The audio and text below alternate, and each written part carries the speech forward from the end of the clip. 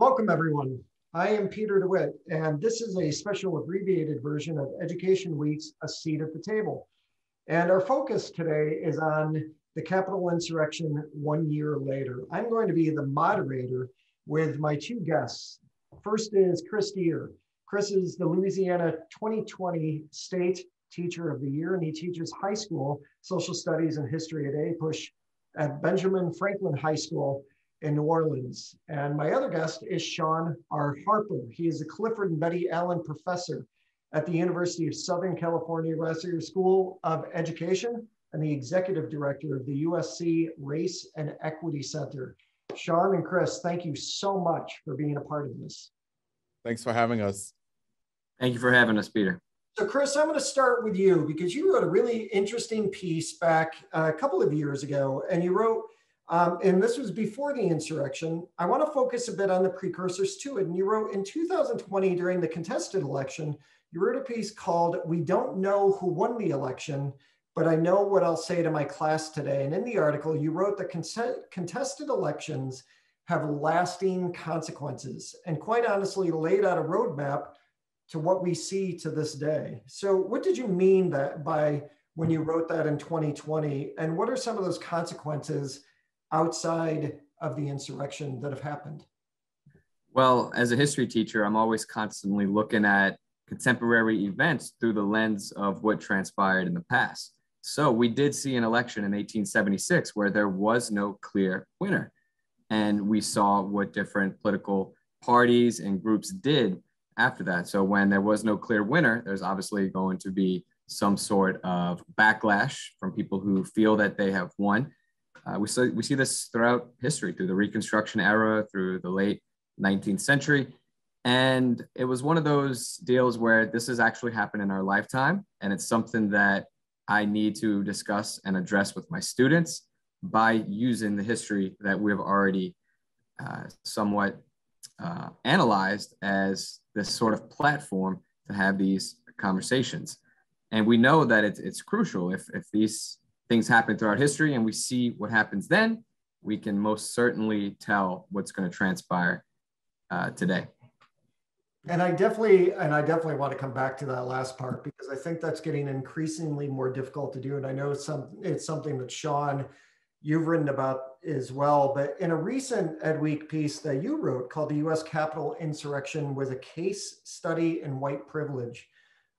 In the piece, you began by saying race played a part in the insurrection. And you said that last year would have looked very differently if it wasn't white people by and large who were part of the insurrection or in the insurrection, but if it was Black people, it would have looked very differently. What do you mean by that?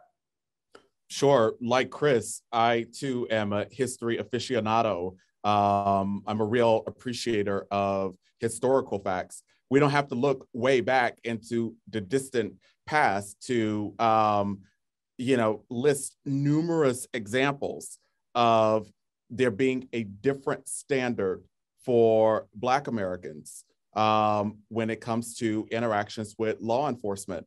It absolutely still baffles me a year later that a mob of angry Trump supporters, the overwhelming majority of them are white, or at least appear to be white, were able to overtake one of the highest security buildings in the nation, right? Like so many Black Americans and other people of color, and some white folks too, last January, just watched in shock and awe and disappointment as we thought about, the ways in which folks who were marching for racial justice in June 2020 were treated. Those folks were met with tear gas and rubber bullets and a severely militarized response. The difference here with the Capitol insurrection, the only difference that I can, honestly, attribute the response to is race. It was the race of the people. It's a very powerful piece that I think everybody should read. You both have written very powerful pieces for EdWeek. Sean, because we're Education Week and I do a lot of leadership work, one of the things that I have experienced over the past few months is hearing superintendents talk about how board meetings have gotten really out of control. And for the first time ever in the workshops that I run and keynotes that I give, there are certain topics that are being banned from the conversation. I know that you do a lot of DEI work. What are you hearing from school leaders across the country, and how do you help them? Sure. Peter, I'm hearing exactly what you're hearing from superintendents and school leaders and school board members. You know, I don't attribute everything to summer 2020, but I do think that the uprisings that we saw across the United States and around the globe in response to the murders of George Floyd and Breonna Taylor in summer 2020 are playing a role in the incivility that we're seeing, right? Those murders in summer 2020 forced a national conversation about structural and systemic racism. And, you know, these were not conversations that were happening in the overwhelming majority of schools and school districts across the country. So I just think that there's just this allergic reaction to grappling with the realities of race and racism and the teaching of facts, both historical and contemporary facts about racial injustice. So I think the way that we help them, Peter, is by continuing to rely on evidence, right? There's a frenzy that critical race theory is being taught to fifth graders. There's no evidence of critical race theory being taught to K-12 students. So, you know, we have to rely on evidence about that. We have to rely on the kind of evidence that I know that Chris appreciates, historical evidence. We have to rely on contemporary evidence. And we have to also tie this to democracy, right? I don't want us just talking about race and racializing the insurrection just because, right? I think that there are some powerful lessons for the preservation and the forward movement of our democracy. It's a threat. Let me put this a different way.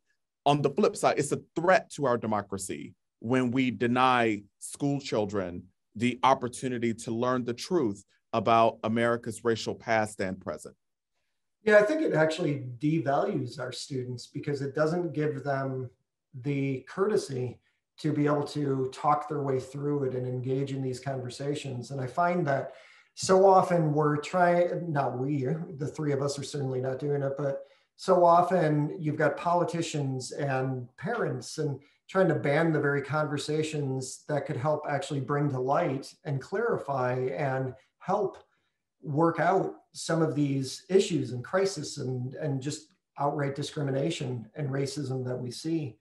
Chris, I'm going to go to you because you're a history teacher, and I think you do a pretty powerful job of this because not only are you the 2020 Teacher of the Year for Louisiana, but your pieces that you've written for Ed Week have been very powerful. You actually said, as a history teacher, I work to incorporate events in my curriculum that are commonly excluded from history textbooks, many of which resemble the attack on the Capitol. How, I know that there are going to be educators, both school leaders, teachers, superintendents who are going to be watching this and they're going to be saying, so Chris, how do you do this? Because I live in a state that, you know, I'm one of like 25 states that are trying to ban these conversations. I do a lot of work in Oklahoma, and I know that there's just a piece in Ed Week a few weeks ago about Oklahoma, and a teacher said, hey, if I want to keep my job, I can't talk about these. So how do you actually have these conversations within your classroom, and how are you getting supported from school leaders in your ability to be able to do that too? That's a great question, Peter. I live in Louisiana, so that's a state that attempted to pass this ban on critical race theory, but fortunately teachers, we fought back and it did not get passed. And as Sean was saying, this is not taught in K through 12. You can't find critical race theory being taught in any state standards or anything of that nature. In many ways, having these conversations, or it's more important not the how, but the why. To kind of reemphasize what y'all were saying is that if we don't have these conversations, then not only does it devalue a student's education, but it's an affront to their very identity. It further marginalizes them and makes them feel inferior. And that's not what education is supposed to do. It's not the fundamental principle of why we teach and what we seek to do. But one of the best ways that we can have these conversations, these tough conversations, because we know it is incredibly vital and necessary if we want to create a society that's more just and more equal, is to form the best relationships that we can with our students, with families, with the community, with the administration, and let people know we are not out here trying to brainwash students with any sort of academic theory or any sort of, any type of whatever people might say, propaganda or whatnot. We are out here to humanize the profession as best as possible and give students the best education that we can possibly give. And the better the relationships we have with our students and the more that they trust us and they trust each other, the better we can have these conversations. And there's different ways we can do that. We can always talk with our students about what makes us similar before we talk about what makes us different and bring these conversations together. But one thing that we can't do is we can't shy away from these conversations. We can talk about the strategies or the complexities behind it, but we need to have these conversations. And a capital attack is one of the conversations that all students need to have with their teachers, especially in a history class or other classes. And I think Sean brought up a great point about the contrast between how the government reacted to people storming the Capitol versus how Black Lives Matter protesters were standing on freeways or doing non-peaceful actions. There's a massive contradiction there, and that's something worthy of exploration if teachers are looking for any type of lesson or conversation to have. But at the end of the day, these conversations need to be had because this isn't ancient history. It's not even history. It's still unfolding. The conversation is still ongoing. And just like the past events that I write about, we're going to see the repercussions for a very long time.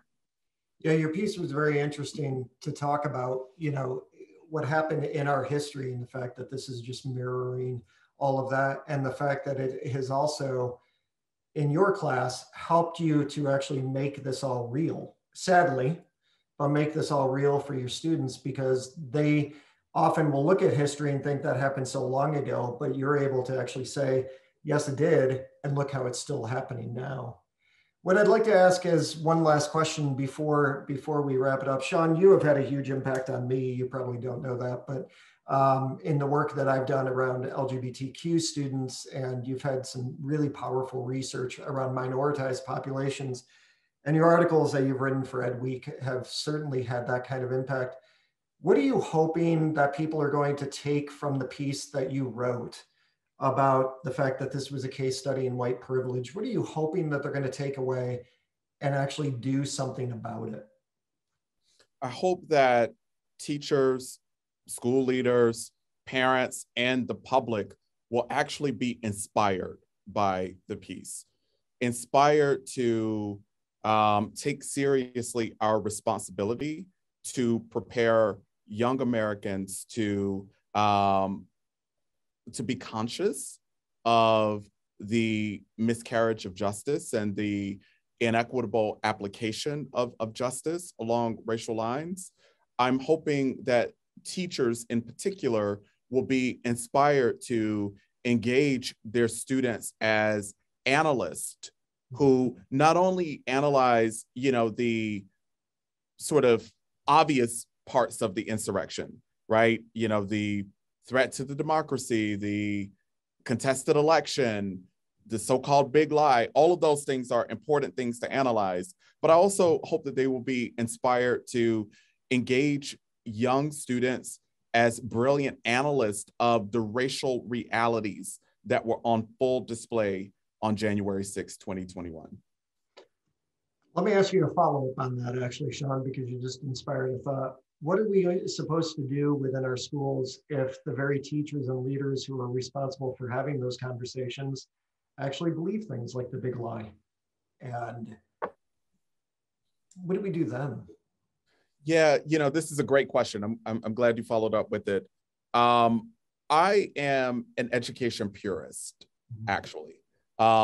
Even though sometimes people read things that I write and they, think of me as some extremist. I'm a person who believes that schools, colleges, and universities ought to be spaces for the contestation of ideas.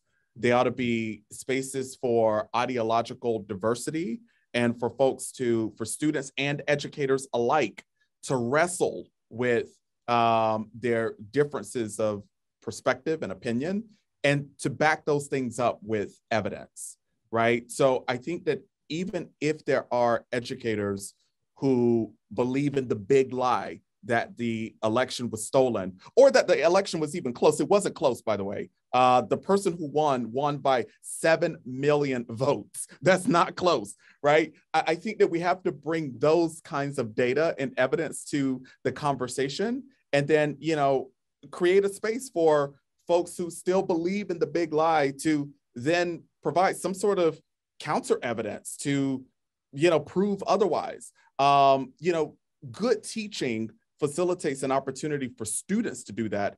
I think that good professional development and good professional learning also provides opportunities for educators to do the same.